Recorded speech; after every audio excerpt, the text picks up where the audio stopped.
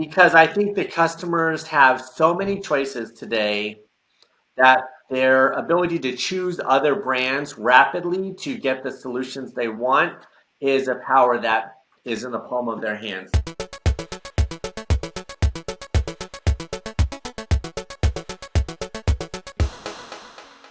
Welcome to Experience Points, presented by our friends at Avtex, who transform customer experience through CX design and orchestration. On Experience Points, contestants earn points by answering customer experience questions and share their insight on how to make your interactions remarkable. Those points turn into dollars for the charity of their choosing. I'm Dan Gingiss. And I'm Joey Coleman, and we'd love to introduce you to today's contestant. He's the Vice President of CX Implementation at R.R. Donnelley, the world's 7th largest marketing solutions company. He's responsible for the strategy and execution of customer experience initiatives at Fortune 500 companies. And in May of 2020, he was named as a top CX expert of the decade. Along with Experience Points co-host Dan Gingiss, I guess my award and nomination is somewhere in the mail. Moral of the story is he is a fantastic guy and a brilliant customer experience expert. Ladies and gentlemen, welcome to the show, Dennis Wakabayashi. Hello. Thanks, Dan and Joey, for having me. We're excited to have you. Dennis, you've had the opportunity to address audiences around the world. What's one thing about you that you haven't shared with an audience before? Maybe something special that you want the Experience Point watchers and listeners to be the first to know. A little thing about me is I started my whole career as a graffiti artist doing big murals. And it was from doing graffiti in inner city locations and bringing giant experiences to the people who I felt each day would witness the art, and they would take something brighter along with them during the day, that I think I found my calling. And now I just do that with brands on just about any printed or digital piece imaginable. So I think not a lot of people know that it all started out from doing graffiti. I love it, Dennis. Well, as a recovering criminal defense lawyer, let's just say I imagine the statute of limitations have run, and so we're good to go. I think it's brilliant that you are an artist, and we are excited to see the artistry you bring to the table in this episode of Experience Points. You're going to be playing for a special organization today, Dennis. Could you tell us a little bit about who you're playing for and why this organization is so important to you? I'm playing for the Children's Diabetes Foundation. My older sister is a leader within that organization. And we had our younger sister passed away at an early age from children's diabetes. So it's a cause that's near and dear to our heart. And I'm just grateful for the opportunity to represent them today. Dennis, that is a fantastic cause, and obviously you have such a personal connection to it. Let's win you some money for the Children's Diabetes Foundation today. Today we're going to be playing a game called What Happened? In What Happened, listen to the first half of a real customer experience. Choose between 2 possible endings to complete the story. Answer correctly for 200 experience points. You will have the opportunity to earn an additional 50 points for each insight you share from your own experiences. You ready to go? Yep, let's do it. The theme of this game is, I can't see how this could have happened. Seth ordered some new windows for his home from a major window manufacturer. Even though they were among the most expensive of the several companies he spoke with, he liked the salesperson and was confident they offered a superior product. Upon arrival at Seth's house, the window installers realized that 4 of the windows they were supposed to install were supposed to be tempered according to the local code, but they were not. They said they could install the other windows, but the 4 tempered ones would have to be reordered and installed at a later date. A week later, the second installation crew arrived with the new windows that still weren't tempered. What happened? Option number 1 for what happened. Seth waited another week for a third installation team to arrive, but this time one of the windows was cracked. He called customer service and told them that they could keep the windows and he wanted his money back for the uninstalled windows. He was told there were no refunds. Option number 2. The third installation team couldn't get the job done. The fourth installation team was finally able to get the right windows and put them in place. It took 4 visits to complete the project. The salesperson that Seth liked disappeared and was of no help. Customer service apologized but offered no compensation to Seth for the inconvenience of staying home from work 4 different times to get the original windows he ordered installed. So Dennis, you've heard 2 options for what happened. Which one do you think shares the way the story actually ended? Is it option number 1, no refunds available, or option number 2, 4 times is a charm? I'm going to say that number 1, sadly, I believe that either one of these could be true multiple times. I've gone through the window process myself and experienced many of these symptoms. For the game, I would say I'm going to go with number 1 as the actual outcome, because I think the customers have so many choices today that their ability to choose other brands rapidly to get the solutions they want is a power that is in the palm of their hand. So for those reasons, I'm going to say number 1 is the correct answer. All right, so you're going with number 1, no refunds available. Oh, Dennis, as it turns out, it was actually number 2. It took 4 times before they finally got the windows installed. Oh, what a ridiculous way to have a customer experience. All right, Dennis, don't fret because you got that part wrong.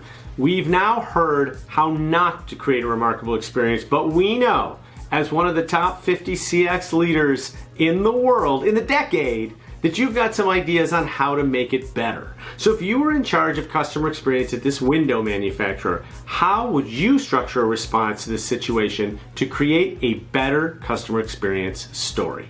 Well, number 1, I would say it's clearly a common problem we see, which is the marketing or the sales organizations do not have a tight tie to supply, procurement, logistics, part of the businesses. So I would want to create a new team or foster new teamwork within the organization that connected multiple silos. I think on the front end, the salesperson is missing the opportunity or the ability in their relationship to satisfy customer needs on the front end.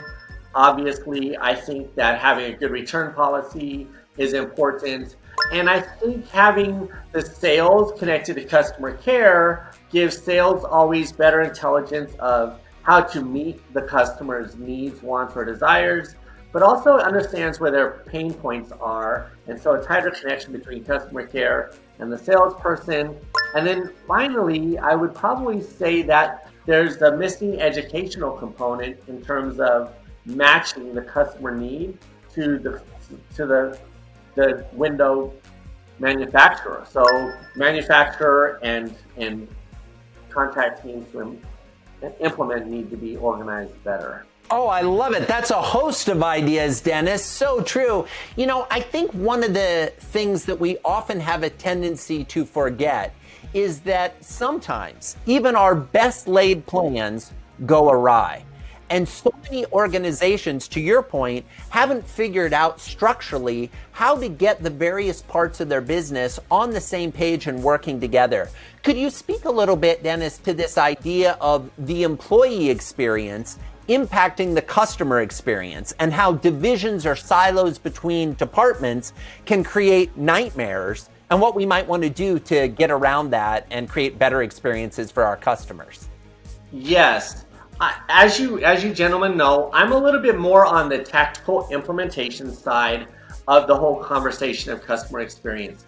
But for that reason, I've been looking at new tools that do this, and I can tell you that one thing people can do is there is a company, a startup called Markova, and what they do is they distill the customer and the employee experiences into one set of measures.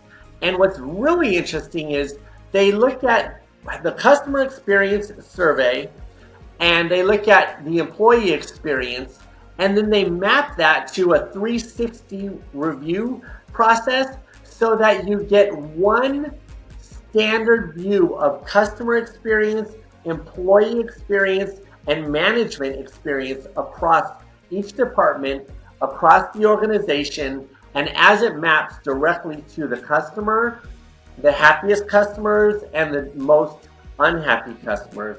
And so what I feel the industry needs is a standardization. So rather than looking at all aspects of CX or EX or the ownership experience in separate metrics, a simple set of standard metrics would do a whole lot for everyone in our industry to help each other grow our offerings when it comes to better experiences.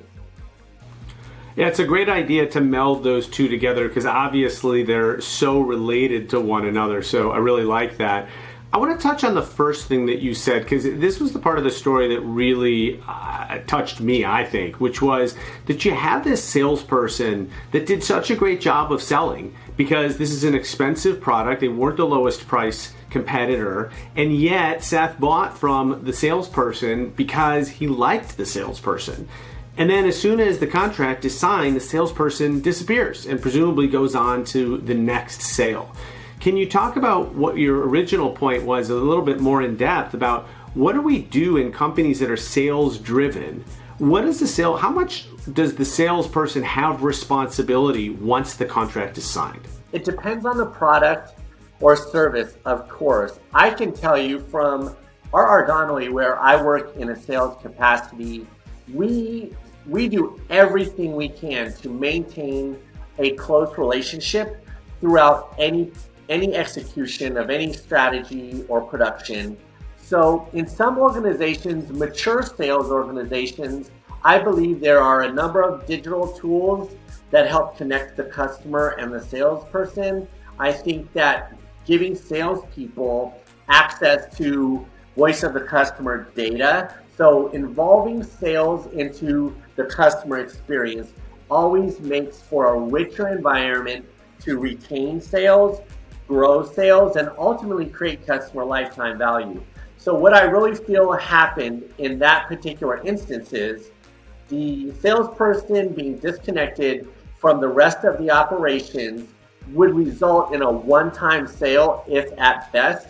Whereas if you include sales in the operational and logistics part of the business transparently with data that they can understand, what the result is repeat business and customer lifetime value. So that one disconnect makes the difference between one purchase and many purchases. Could you speak a little bit to how organizations can respond when something goes wrong to make up for the mistake? Well, I think you have some soft solutions that are simply like a program that empowers any employee in the organization who comes in contact with friction or disappointment with the customer, allowing them to be empowered with some sort of budget that they can leverage to immediately satisfy that particular customer touchpoint issue. I think from the hard skills or technology part of things, oftentimes these moments of friction go unmeasured. So measuring each point of the customer experience and having someone who has pride of ownership for that particular touch point or a passion for that touch point, being involved with on a wider team of subject matter experts. It's really the collaboration across multiple teams, whether it's just a simple financial incentive or bonus or action that they can give to customers, or it's all looking at the same data. But in any case, you have to have an integrated business opportunity or business practice to deliver on those touch points that randomly pop up that are unexpected with regard to friction. Well, Dan, let's recap how Dennis did playing What Happened. Well, Joey, as you know, in this game, guessing correctly What happened earns you 200 points. Regrettably, Dennis didn't get the right ending to the story, but he had a number of fantastic insights during the discussion, and those insights are worth 50 points each. Now, I counted 5 different insights which would get him to 250 points. But, hold on one second. Hold on. I'm hearing from our producer, Greta. Yes. Oh, you got it. So Greta says that you added so many amazing points in the conversation that in honor of both of your sisters, we're going to double that to 500 points for a $500 donation to the Children's Diabetes Foundation. Awesome job, Dennis. Thank you, guys. Appreciate that a lot. This concludes this episode of Experience Points. Check out more games with Dennis and our other celebrity contestants at experiencepointsgame.com. That's experiencepointsgame.com. We'll see you soon for more examples of remarkable customer experiences here at Experience Points, presented by Avtex.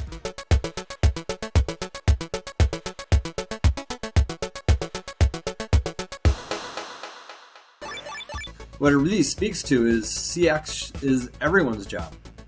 So yes, I may be quote unquote only the installer, but I should check to make sure that what I'm installing matches what was sold. And I may be only the putting on the packing slip and doing the packaging of the window. But I should make sure that when I'm packing and this packing slip that I'm putting on it matches, what was sold. And so I think the emphasis here is CX is everyone's job. It's everyone's job to provide the exceptional experience to the end customer, even if you never ever deal with or talk to or interact with that end consumer.